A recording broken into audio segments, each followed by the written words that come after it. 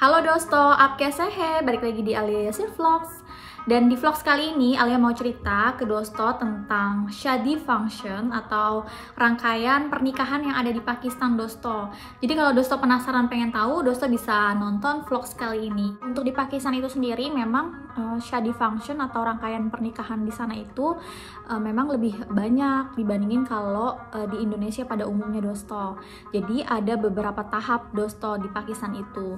Makanya di Pakistan itu pada saat mereka mau melangsungkan pernikahan itu memang mereka tuh butuh uang yang nggak sedikit ya dosto, karena memang ada beberapa rangkaian acara yang dilakukan di sana. Jadi untuk rangkaian Shadi Function di Pakistan yang pertama itu adalah dolki. Jadi dolki ini tuh biasanya dilakukan oleh kedua calon mempelai ya di rumah mereka masing-masing, dan itu biasanya acara itu diadakan 3 atau 4 hari sebelum hari H melakukan mehendi. Dan sebelum acara mehendi itu mereka tuh latihan dulu. Jadi biasanya yang datang itu kayak teman-teman si calon pengantin tersebut, kemudian juga saudara-saudaranya ataupun tetangga sekitar. Kemudian nanti si tuan rumah itu ya paling nyiapin kayak semacam snack aja untuk si orang-orang itu di rumah itu. Dan untuk acara dolki itu biasanya kan dilakukan 3 atau 4 hari sebelum acara mehendi. Nah, jadi si tamu-tamu ini tuh datangnya itu tiap malam dosto ke rumah calon si pengantin itu. Setelah acara dolki itu biasanya lanjut ke acara mayo mehendi. Dan untuk mayo mehendi ini dilakukan sama dosto di kedua rumah dari si mempelai pengantin tersebut. Jadi kalau biasanya di rumah pengantin calon pengantin wanita itu biasanya mereka sibuk menghias tangan mereka dengan mehendi kayak gitu. Terus juga si calon pengantin wanita ini dia pakai bajunya itu serba kuning, atau juga mungkin kayak teman-temannya atau tamu-tamunya itu juga janjian pakai dressnya itu serba kuning biasanya kayak gitu. Dan untuk laki-lakinya biasanya tuh pakai yang baju warnanya putih kayak model shalwar kamis gitu ya, warna putih. Terus ada selendang gitu warna kuning, jadi kayak untuk nge-matchingin kayak gitu. Dan nanti isinya yaitu mereka dancing seru-seruan gitu di acara mayo mehendi itu.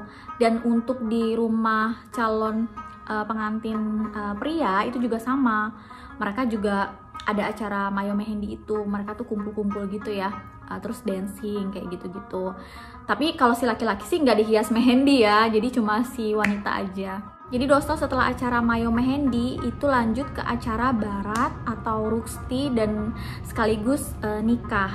Jadi kalau barat itu adalah acara di mana si laki-laki beserta keluarga laki-laki itu datang ke rumah calon pengantin wanita tersebut atau ke tempat yang sudah disediakan dari pihak perempuan untuk melangsungkan acara nikah.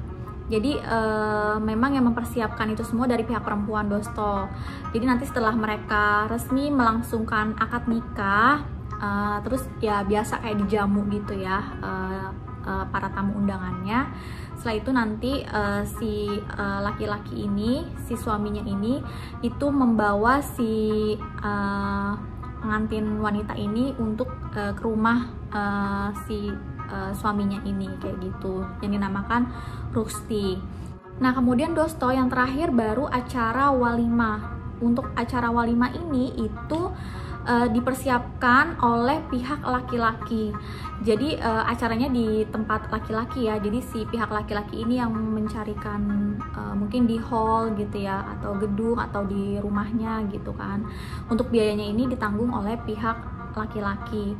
Jadi nanti pihak wanita itu boleh membawa beberapa tamu misal kayak gitu.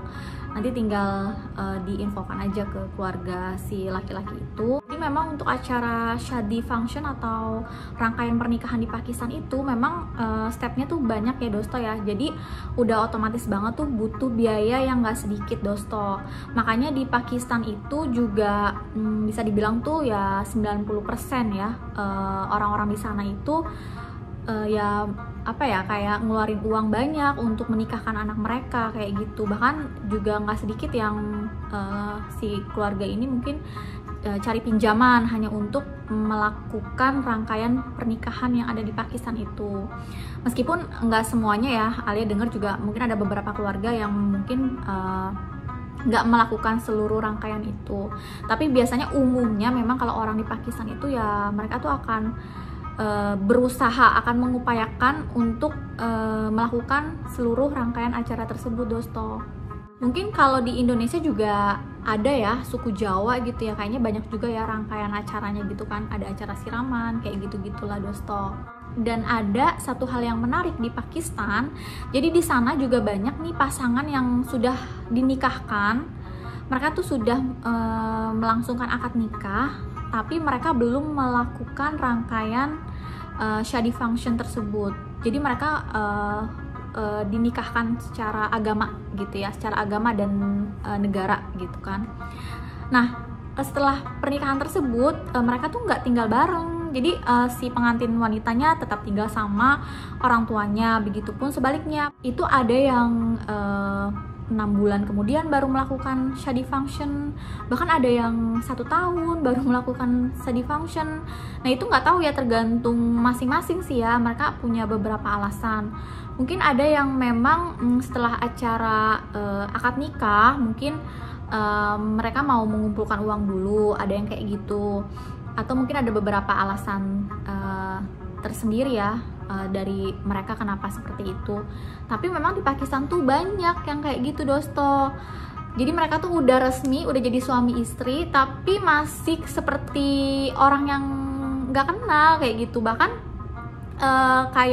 mereka tuh meskipun udah akad nikah, pada saat mereka mau jalan keluar gitu ya, ketemu gitu ya, itu si pihak pengantin wanitanya itu kadang masih juga didampingi oleh keluarga si pihak pengantin wanita itu. Jadi bener-bener kayak belum suami istri kayak gitu, padahal mereka tuh udah resmi secara agama dan secara negara.